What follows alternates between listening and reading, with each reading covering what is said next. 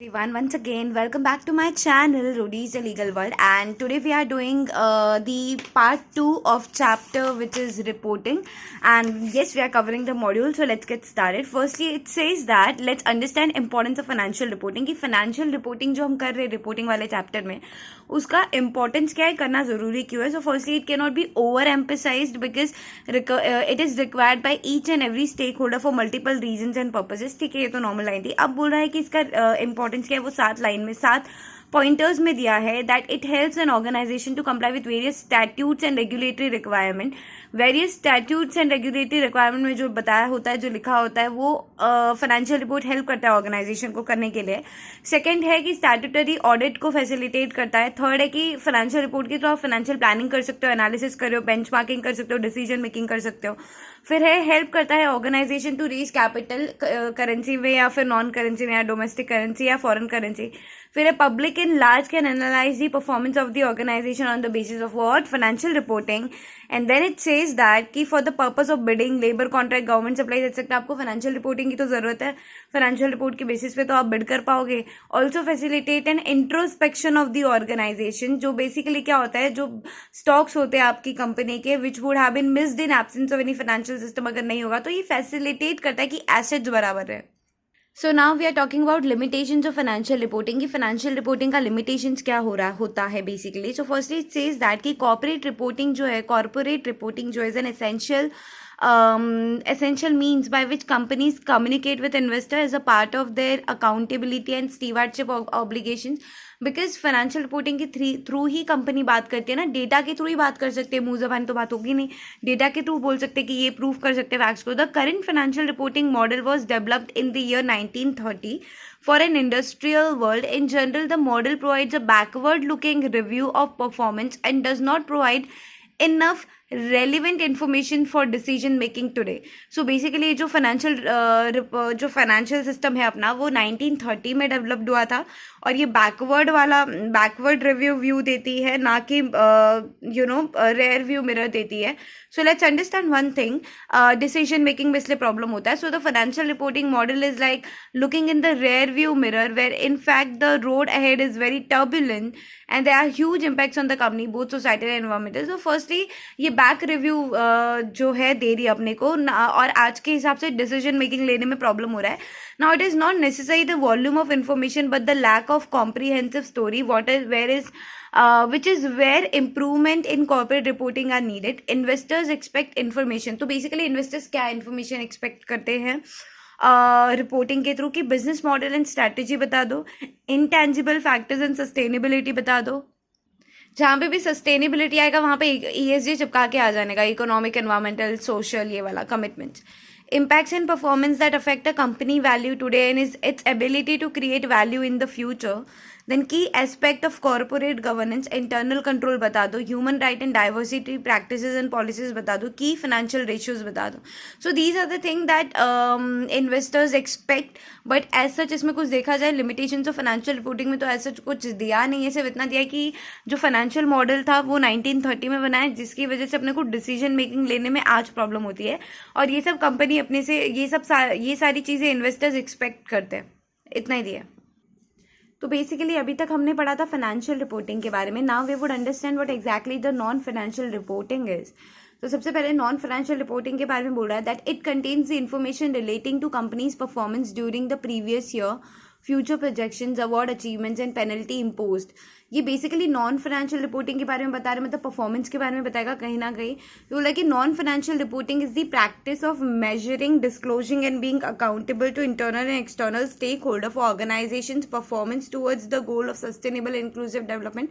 Didn't I tell you that it's talking about organizational performance? Non financial reporting ना, financial reporting तो भाई finance के बारे में बताएगा, जो नॉन फाइनेंशियल रिपोर्टिंग है वो तो ऑर्गेनाइजेशन की परफॉर्मेंस के बारे में बताएगा कहीं ना कहीं.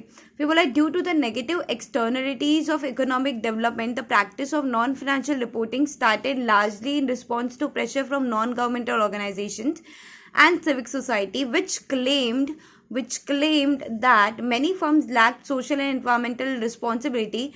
It epitomizes that a company's financial health is dependent on much more than the assets on its balance sheet and movements on its profit and loss account. तो ये statement क्या बताने की कोशिश कर रहा है? that due to negative externalities of economic development, जो economic development है वो negative जा रहा है, तो मोस्टली जो नॉन गवर्नमेंटल ऑर्गेनाइजेशन जैसे कि NGOs, नॉन गवर्नमेंटल ऑर्गेनाइजेशन और एंड सिविक सोसाइटी, उन्होंने बोला कि ये जो फर्म्स है आजकल की, इनका जो बेसिकली डिपेंडेंस है वो उनकी एसेट्स पे है और उनकी बैलेंस शीट पे है और उनके प्रॉफिट एंड लॉस पे है. So that's what the statement said. So it says that now non-financial reporting क्या है, तो basically it's an opportunity to communicate in open and transparent way with the stakeholders in their non-financial reports.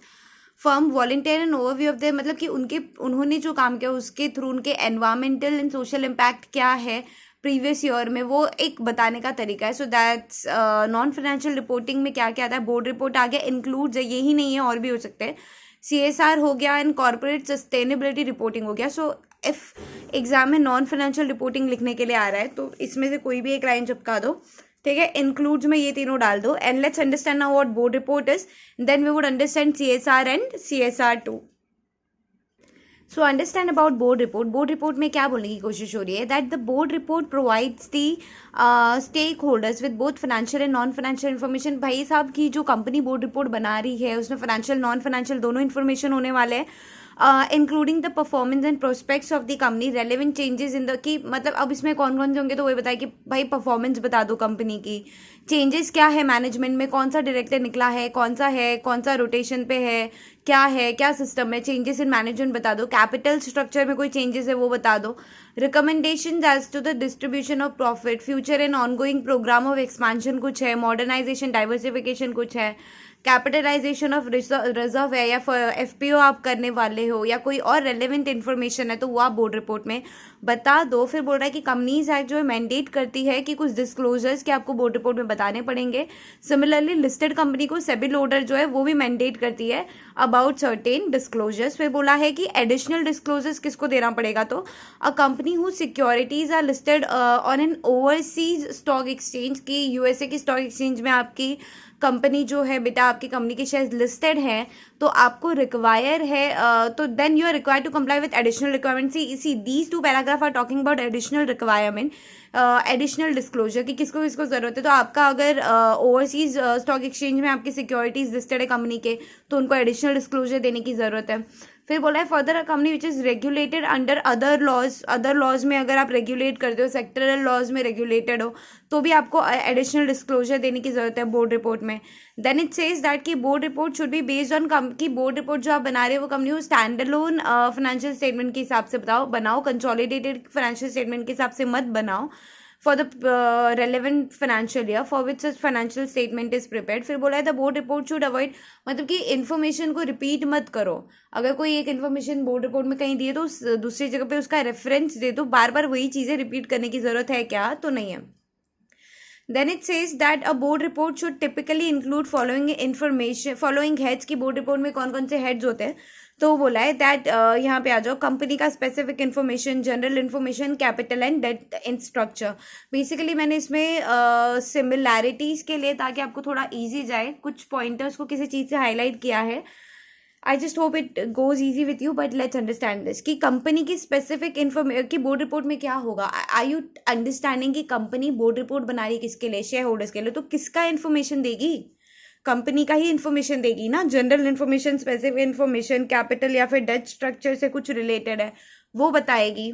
फिर ये light pinkish वाले देखना जो हम करें, मैनेजमेंट के बारे में बताएगी, disclosure relating to subsidiaries, associate and joint ventures के बारे में बताएगी, compliance with secretarial standard, compliance with applicable regulation उसके बारे में बताएगी. फिर है credit rating of securities, investor education and protection fund. फिर है material orders of judicial bodies. Then है failure to implement any corporate action. फिर लाइट ग्रीन वाला देख लो कि बोर्ड रिपोर्ट में ये भी होगा, डिटेल्स ऑफ डिपॉजिट्स के बारे में होगा, लोन गारंटी इन्वेस्टमेंट के बारे में होगा, पर्टिकुलर्स ऑफ कॉन्ट्रैक्ट्स और अरेंजमेंट विद रिलेटेड पार्टीज होगा. ठीक है. फिर इस पे आ जाओ, CSR के बारे में होगा, conservation of energy technology observation के बारे में होगा, रिस्क मैनेजमेंट के बारे में होगा, विजिल मैकेनिज्म के बारे में होगा. फिर है ऑडिट रिपोर्ट होगा, सेक्रेटरियल ऑडिट रिपोर्ट होगा, explanation in response to auditor ने कुछ क्वालिफिकेशन दिए तो उस पर क्या एक्सप्लेनेशन है, that would also come in the board report. फिर है compliance with secretarial standard and compliance of applicable regulations. ठीक है. CSR जो है, सॉरी CIRP प्रोसेस जो है इनिशिएटेड, तो CIRP इनिशिएटेड अंडर IBC है तो उसके बारे में कुछ होगा। Failure to implement any corporate action उसके बारे में होगा। एनुअल रिपोर्ट के बारे में होगा। Additional disclosure under listing regulation and disclosure pertaining to sexual harassment of women at the workplace, prevention, prohibition and redressal act 2013 etcetera. तो ये सारी चीज़ें आपके बोर्ड रिपोर्ट में होंगी, ये सारे हेड्स होंगे।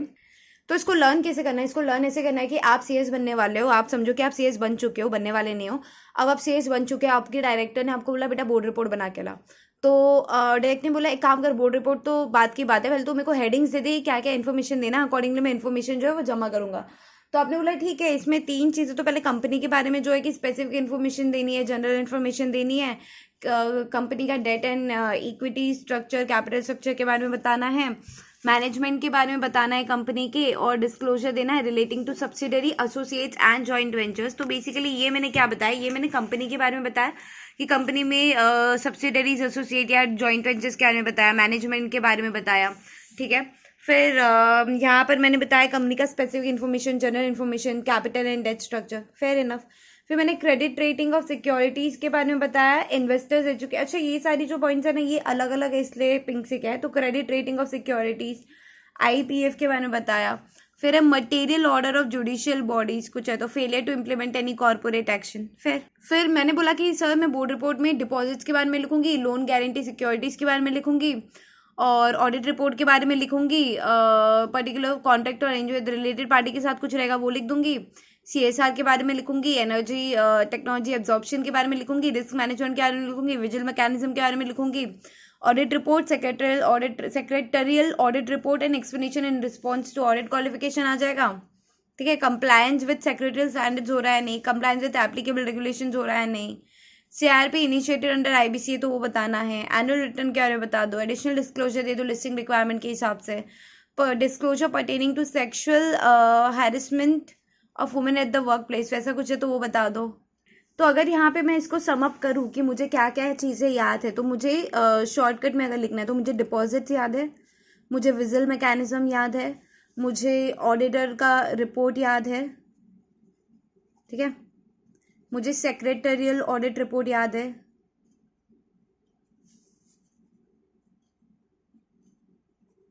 ठीक है, मुझे याद है कि क्वालिफिकेशंस अगर होगा तो उसका एक्सप्लेनेशन देना है, एक्सप्लेन क्वालिफिकेशन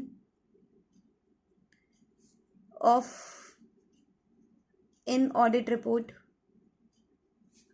जो जो याद है वो लिख रहे हो, ठीक है, इतना मुझे याद आ रहा है। फिर मुझे याद है लोन गारंटी सिक्योरिटीज के बारे में बताना है, माय बैड। फिर मुझे याद है लोन गारंटी सिक्योरिटीज हो गया, और क्या था, CSR के बारे में बताना है, technology, energy etcetera I guess. इसके कंजर्वेशन के बारे में बताना है, so conservation of energy, technology etcetera. फिर 2 चीज़ें मुझे कंप्लायंस के बारे में दी थी, that compliance of SS plus applicable regulation. फिर क्या याद आ रहा है, कितना हो गया बेटा अपना, deposit, vigil mechanism, auditor report, secretarial auditor report, explanation in qualification of in auditor report, loan guarantee security, CSR, conservation of energy, technology etcetera, compliance of secretarial standard, applicable regulation, और क्या था। फिर कंपनी रिलेटेड इंफॉर्मेशन था, that company का specific information plus company का general information. फिर management, एक और चीज़ थी कि सब्सिडियरी वगैरह कुछ तो था ना, disclosure relating to subsidiary, associates and joint venture, तो उसको कहाँ लिखेंगे, disclosure about joint venture, subsidiary, associates, ठीक है, प्लस CIRP इनिशिएटेड कुछ है वो बताना था, और क्या है, कितने काफ़ी कवर कर लिए बट बहुत छूट गया, अभी देखते क्या क्या है। कंपनी स्पेसिफिक इन्फॉर्मेशन लिखा, जनरल इन्फॉर्मेशन लिखा, कैपिटल एंड डेट स्ट्रक्चर भूल गए थे, क्रेडिट रेटिंग सिक्योरिटीज IPF ये भूल गए थे, ठीक है। फिर यहाँ पे था मैनेजमेंट, वो लिखा था, डिस्क्लोजर रिलेटिंग टू सब्सिडरी ये भी हुआ था, डिपॉजिट हुआ था, लोन गारंटी सिक्योरिटी हुआ था, ये नहीं हुआ था, कॉन्ट्रैक्ट और अरेंजमेंट रिलेटेड पार्टी वाला नहीं हुआ था, CSR हुआ था, कंजर्वेशन वाला हुआ था, फॉरेन एक्सचेंज अर्निंग्स ये तो पढ़ा ही नहीं था, रिस्क मैनेजमेंट के बारे में नहीं लिखा था, विजुअल मैकेनिज्म हो गया था, material orders of judicial body ये भी नहीं लिखा था, ऑडिटर ये सारे हो गए थे आई गेस, ये सब हो गए थे।